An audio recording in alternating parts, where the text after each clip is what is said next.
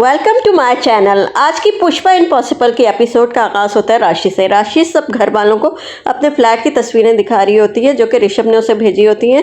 और ऋषभ ने कहा होता है कि मैं बहुत मसरूफ़ हूँ इसलिए मैं दिखा नहीं सका तुम्हें ले जाके, तो तुम तस्वीरें देख लो। तो वो सब घर वालों को कह रही होती है कि मुझे फ्लैट बहुत पसंद आया है और मैं इसे बहुत अच्छी तरीके से डेकोरेट करूँगी। सब कुछ पेस्टल होगा और फर्नीचर बहुत एस्थेटिक होगा। तो पीछे खड़े हुए सौरभ वो सब बातें सुन रही होती है। वो कहती है मैं राशि दीदी को कैसे बताऊं कि ऋषभ जीजू उन्हें धोखा दे रहे हैं, मुझे किसी मौका निकाल के किसी को ये बताना पड़ेगा। तो दूसरी तरफ दिखाते हैं कि दीप्ति अपने कपड़े वगैरह अलमारी सेट कर रही होती है और सौरभ वहाँ पे आ जाती है। वो कहती है मैंने आपसे एक बात करनी है। तो वो कहती है क्या हुआ, क्या कुछ मसला है, कुछ परेशान हो तुम?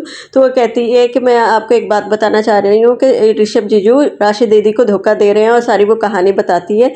तो दीप्ति कहती है तुम मामलों से दूर रहो, तुम लोगों की पहचान नहीं करती हो, तुम अभी छोटी हो, तुम्हें किसी की भी पहचान नहीं है, तुमने पहले भी धोखा खाया है और अब किसी को ये बात ना बताना, किसी से जिक्र नहीं करना, सब तुम्हें गलत समझेंगे।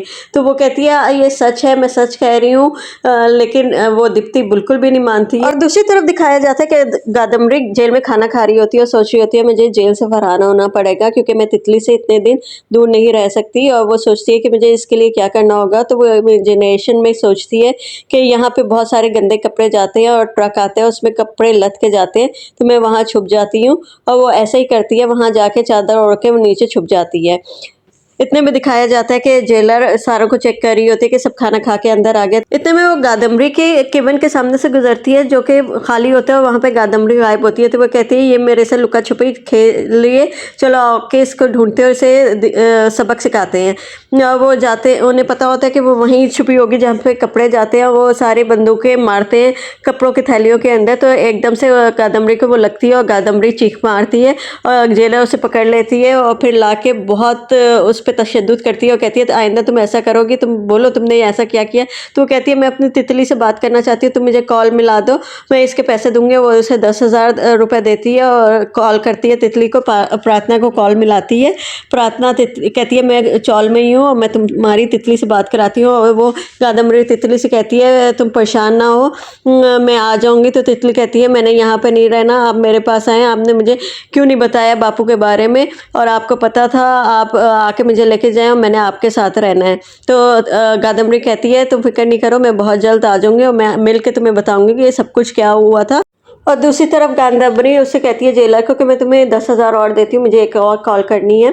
और फिर वो वीरेन को मिलाती है और वीरेन से कहती है वीरेन भाई मेरे लिए कोई वकील करें और मेरी बेल का इंतजाम करें, मैंने अब जेल में नहीं रहना। और दूसरी तरफ दिखाया जाता है कि फ़ोन कट होने के बाद प्रार्थना सोचती है कि कितनी ये नाइंसाफ़ी है कि ये बच्ची अपने माँ बाप के लिए तड़प रही है और मेरी औलाद नहीं है, मैं औलाद के लिए तड़प रही हूँ। अगर दीप्ति भाभी की बेटी ना मरी होती तो ये मेरी बेटी इसी उम्र की होती। इतने में चिराग आ जाता है, वो सारी बात उसे बताती है और रो रही होती है। तो चिराग कहता है फिक्र नहीं करो, सब कुछ ठीक हो जाएगा। और दिल में ये सोचता है अब हमें दूर रहने की ज़रूरत नहीं है। तो दूसरी तरफ कॉल डिस्कनेक्ट करने के बाद दिखाया जाता है कि कादम्बरी और जेलर आपस में बात कर रही होती है और जेलर कहती है मैं पैसे तुम मुझे दोगी, मैं तुम्हारी कॉल पे तो लोगों से बात करा सकती हूँ, लेकिन तुम यहाँ से भागने का कोशिश नहीं करना और मैं उसमें तुम्हारी कोई मदद नहीं कर सकती।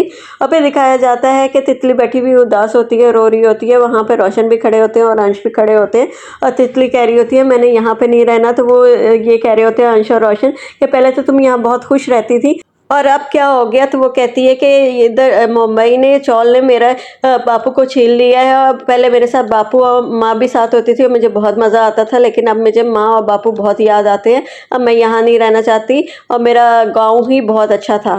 और दूसरी तरफ दिलीप को दिखाया जाता है वो तितली के बाल बना रहा होता है। इतनी में वहाँ पे पुष्पा आ जाती है। वो कहती है तितली तुम कैसी हो? तो तितली कहती है मैंने आपसे बात नहीं करनी, और वो वहाँ से भाग जाती है। फिर पुष्पा और दिलीप आपस में बात कर रहे होते हैं। पुष्पा कहती है कि मैं कादम्बरी का बाल ले आई हूँ डीएनए के लिए। तो दिलीप कहते हैं तुम कैसे ये लेके आई? तो वो कहती है मैं जेल में गई थी मिलने के लिए, अब मुझे तितली का बाल चाहिए है उसके लिए, और मैंने लैब वाले को बुला लिया है ताकि डीएनए टेस्ट सीक्रेटली हो जाए। तो दिलीप कहते हैं तुम इसकी फिक्र नहीं करो, ये कंघी में उसका बाल है तितली का, ये लो और तुम इसका डीएनए टेस्ट करा लो। तो आप क्या कहते हैं आगे क्या होगा, कहानी में क्या ट्विस्ट आएगा? क्या कादम्बरी जेल से फरार हो जाएगी, क्या करेगी और उसकी बेल हो जाएगी? और इसी तरह की स्टोरी जानने के लिए और अपडेट के लिए मेरे चैनल को सब्सक्राइब करें और लाइक करें और शेयर करें।